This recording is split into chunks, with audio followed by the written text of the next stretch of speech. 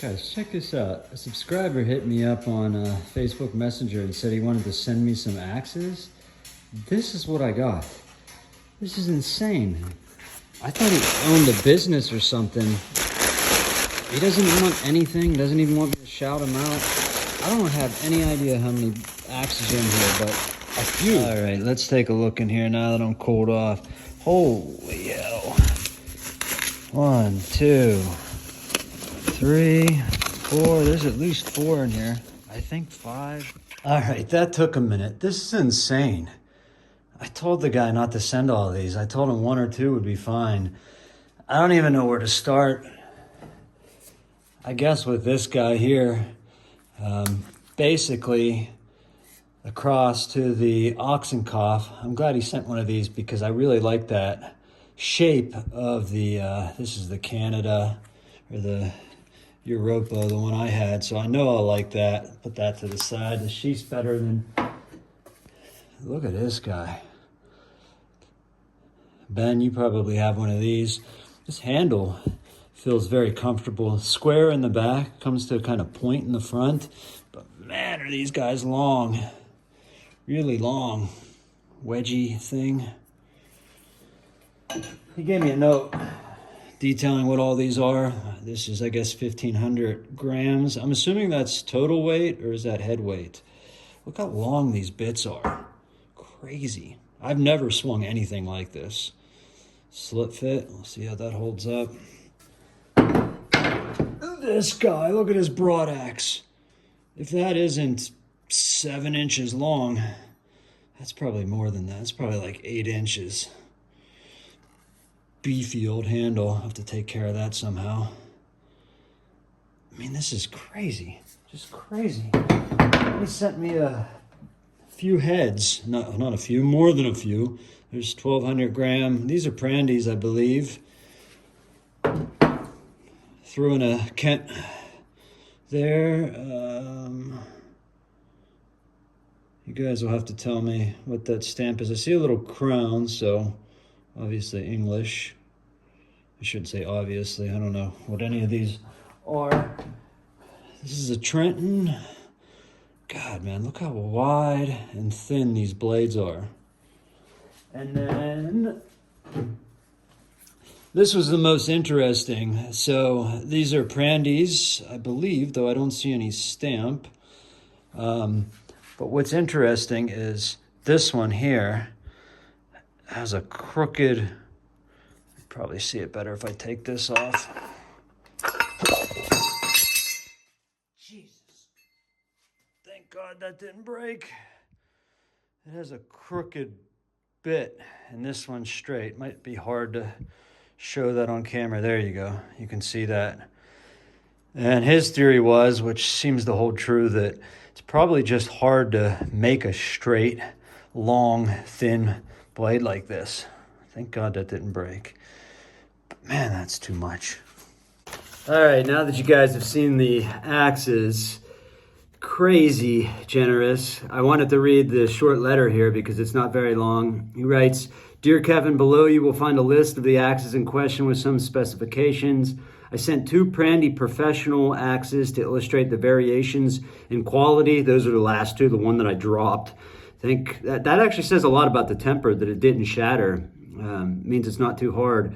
I myself bought 3, and 2 out of the 3 had crooked bits. I sent 1 crooked and 1 straight. They're not terrible, though, definitely usable. My immediate hypothesis is that it is somehow difficult to manage such a long, thin, and wide bit, and he punctuated correctly. I appreciate that. He separated the adjectives with commas. Thanks, man. It also seems to have a hollow grind similar to that of the Oxenkoff Iltis. And he did send a Mueller Bieber Canada, basically Iltis, and I'm excited to use that. I know I like that axe. I just had a problem with ox head steel. And he asked for my immediate theoretical impressions. I'd love to hear your immediate hypothetical take on the axes. These are very different from any axe that I have ever had. They're extremely thin, extremely wide bladed, and very long and narrow. Some of them are hollow ground like that.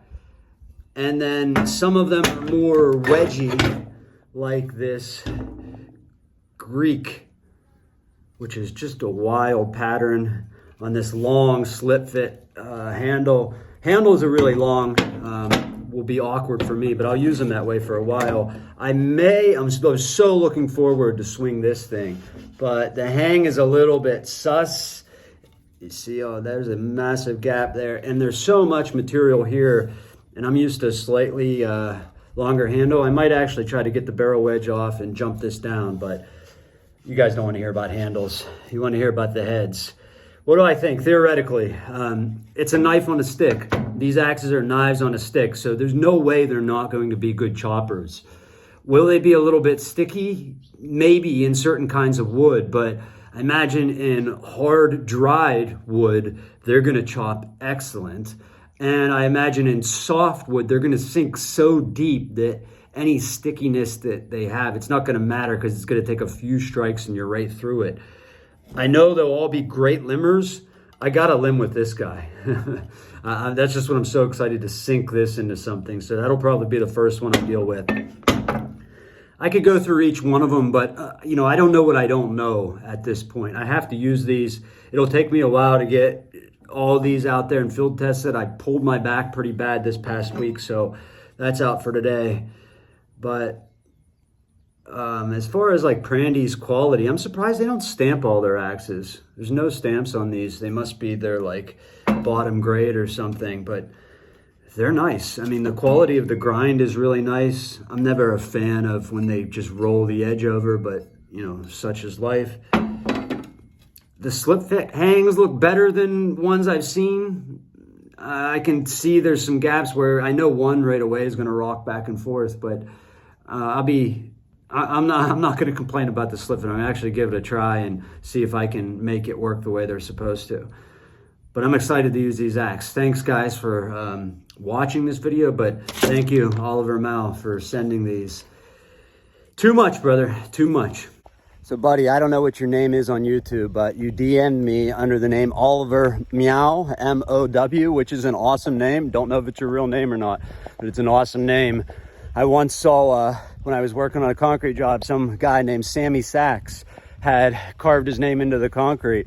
And I was like, bro, I'm stealing your name. I actually think I stole his tools. He left a tool behind. So, Sammy, I still got your tool if you're ever looking for it. But in any case, hit this guy up. Leave a comment below, please, brother. Let us know who you are, or at least that you're there. In the doobly-doo, we often forget, I think, that we connect as individuals, as real people existing in the real world outside of YouTube. So be nice, go in the comments, give this guy a lot of kindness, as Buckin would say. He deserves it. Thanks, brother.